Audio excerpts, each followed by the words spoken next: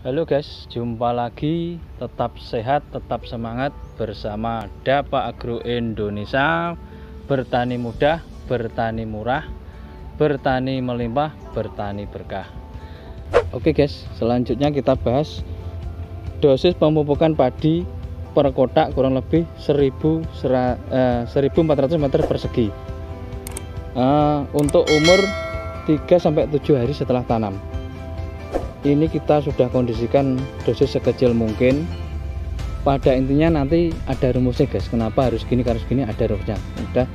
Sudah kita buat reng-rengan. Untuk urea non subsidi cukup 20 kilo guys. Ini dalam asumsi tanah berpasir. Biasanya tanah berpasir itu kadar airnya cepat hilang, makanya kita beri 20 kilo. Kalau tanah embak basah, biasanya tanah embak basah ini condong di daerah-daerah yang irigasinya teknis, irigasinya bagus. Kita tidak banyak membutuhkan unsur urea. Kita hanya pakai 10 kilo saja sudah cukup. Selanjutnya set A. Set A ini pada dasarnya rumusnya harus di bawahnya urea. Kalau ureanya 20 kilo berarti set A nya 10 kilo guys. Dengan asumsi tanah berpasir, kita balik. Untuk tanah-tanah basah itu condong keasamannya tinggi. Tanah asam pupuknya harus asam. Antara ZA dan urea itu kondisinya asam ZA.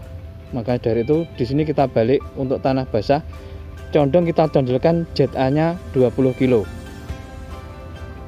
Ureanya 10 kilo, ZA-nya kita balik gitu aja. Enaknya guys. Selanjutnya SP. Kita pakai 10 bahkan sampai 50 kilo kalau uangnya banyak nggak masalah, karena P di sini memberi unsur fosfat. Fosfat itu berfungsi untuk perakaran, jadi dikasih banyak nggak masalah, cuma kita batasan minimal 10 kilo. Untuk tanah basah sama guys, 10 kilo juga nggak masalah. Ini karena P itu bersifat netral, diweyoke gelem sadik ya gelem, karena P di dalam tanah insya Allah masih ada bekas-bekas jerami dari aliran irigasi dan lain-lain sebagainya, karena P itu berasal dari dalam tanah. Selanjutnya Ponska atau NPK, yang dulu memang Ponska banyak beredar, sekarang kan non subsidi. Kita kalau nggak ada Ponska, pupuk NPK. Ini satu Ponska hanya nama dagang guys, yang penting kita ambil NPK kandungannya cukup 10 kilo saja untuk dalam dosis 1000 meter persegi 10 kilo. Kalau tanah basah kita kurangi guys, malah 5 kilo aja. Nah seperti ini. Kemudian karbofuran bisa bahan aktif karbofuran yang terkenal ada Furadan, mungkin nanti pakai 2 kilo aja, ini juga 2 kilo. Terus herbisida, kalau umurnya 3-7 hari itu masih tumbuh kecil-kecil guys, insya Allah kita pakai mungkin 2 pack Ali Plus, Broad Plus itu bisa masuk. 1 pack Eros Gold 250 gram, atau pakai itu yang tabur Saturn sama Teosida kisaran 2 kilo aja sudah cukup. Selanjutnya pakai petroganik minimal 1 sak guys. Ini petroganik di sini sebagai pembabar. Jadi misalnya petani yang suka nyawurnya tebal, alangkah bagus pakai petroganik juga banyak, nggak masalah, karena ini nanti biasanya yang bersubsidi di paket kita aplikasi di lahan kita. Selanjutnya untuk dolomit guys, dolomit ini berfungsi untuk campurannya di sini biar tidak lengket, jadi untuk menyerap sisa-sisa mungkin karena ZA sama urea ini jelas biasanya banyu guys, terus diwai dolomit ini biar tidak banyu. Misalnya nek turai bisa disimpan untuk pupuk susulan kedua. Terus dolomit di sini berfungsi sebagai mungkin untuk pembenah tanah. Ini di buku sebenarnya nggak ada, di kitab manapun di aplikasi pupuk nggak ada guys. Ini kemarin kita sudah dicoba, yang lahan kita ini juga memakai dolomit, juga memakai rumus seperti ini. Yang iciran tadi, yang sistem icir tadi, ini dolomit sekitar 20 kilo. Dolomit intinya itu berbahan kapur. Yang pertama itu ada kalsium, biasanya untuk pelapon itu kadar kalsiumnya itu agak halus, kapurnya halus guys. Yang kedua dolosit. Dolosit ini biasanya dipakai untuk bangunan. Jadi campurannya semen, ada kapurnya, itu memang agak lembut sedikit guys. Yang terakhir tuh yang dolomit itu sebenarnya kadar kapurnya itu sangat jelek, dari batu-batuan diseleb lembut, emas 500 atau berapa, dikemas jadinya dolomit. Terus ini lahan basahnya juga, lahan basah condong kita tambah guys, dolomit 40 kilo karena bersifat tanah asam. Tanah asam nanti kita jelaskan di season selanjutnya masalah tanah asam.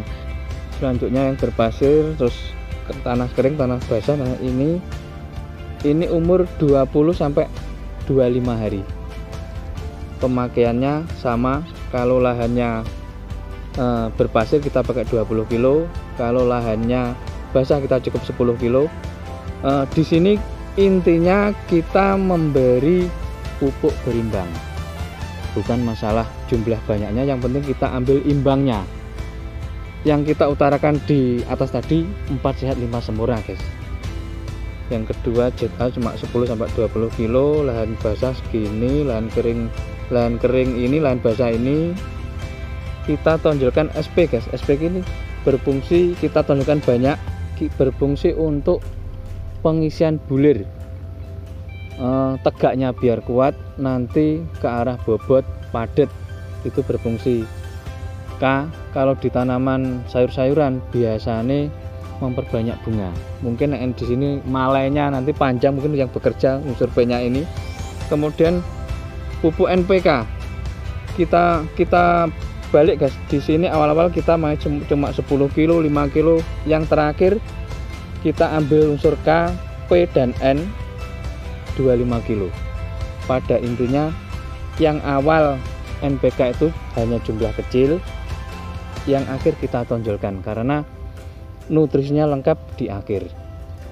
Selanjutnya untuk herbisida ini pakai aja metil metsulfuron guys. Nanti per seperempatnya pakai 2 pack, ada namanya Pili, Ali, lain-lain. Itu kita campur di pupuk, kita aplikasikan nggak masalah karena tanaman sudah dewasa. Untuk mencegah biji-biji rumput, kotoran ikut aliran di pengairan, terbang ikut angin ke lahan kita cegah sama Pili atau rumus namanya metil metsulfuron, cukup 2 pack per 1 kotak. Selanjutnya untuk nitroganik ini kita pakai sama, lebih juga nggak masalah. Selanjutnya dolomit bisa kita kurangi guys, soalnya intinya ini untuk membabarke pupuk dan untuk nutrisi pH tanahnya. Mungkin itu sekilas. Nah, di total kurang lebih gini guys, masalah total per hektarnya memang agak banyak, memang luasannya juga banyak. Terus ini misalnya petani duwene ora hektaran, mesti gak patek eman. Jadi untuk ngeragat hampir sama lah guys. Biasanya alah sasaedik diragati gak kroso. Nah, ini memang saya buat dosis agak banyak, sekitar selisih 5 kiloan. Nah, salah satu tips memakai pupuk yaitu kita lihat situasi lapangan. Ketoke piye? Dalam arti untuk pertumbuhannya gimana? Yang jelas nitrogen kita di sini kita memang tonjolkan urea. Urea di sini sebenarnya tidak harus gini guys, mengikuti kondisi setempat. Yang kita acuan di sini untuk semacam kelengkapannya, berimbangnya yang kita tonjolkan. Nek masalah kebutuhannya ini kita sesuaikan daerahnya masing-masing. Yang penting dalam asumsi urea segini, berarti setannya harus separuh nih guys. Berarti separuhnya urea segini 120 ini. Atau kita balik, misalnya set A nya 240, berarti ureanya 120. Ini sebanding dengan kondisi lahan. Ada yang mengatakan aku gak nge urea blas mas pedi, itu sebenarnya keliru. Dalam jumlah kecil kita tetap pakai urea. Yang tidak bisa dihindari, pemakaian urea berlebih itu nggak disarankan. Selanjutnya untuk SP nya ini sebenarnya juga mengikuti, dikasih sampai 3 kintal enggak masalah, ini 300 kilo, cuma ini hanya asumsi pembanding biar lengkapnya. Kemudian NPK ini sebanding jumlah urea. Intinya urea dari awal pemakaian dikit, di awal banyak, di kedua dikit, NPK yang kita tonjolkan. Jadi yang urea NPK ini yang terakhir, pupuk kedua yang ini ya guys, yang pupuk yang terakhir. Nah ini sekitar tadi berapa, 25 kilo. Nah ini yang kedua, berarti kebutuhan NPK sama urea ini hampir sama, cuma kita tonjolkan aplikasi yang terbanyak di pupuk kedua karena masa-masa pembuahan, masa-masa pembungaan itu berlaku untuk semua tanaman.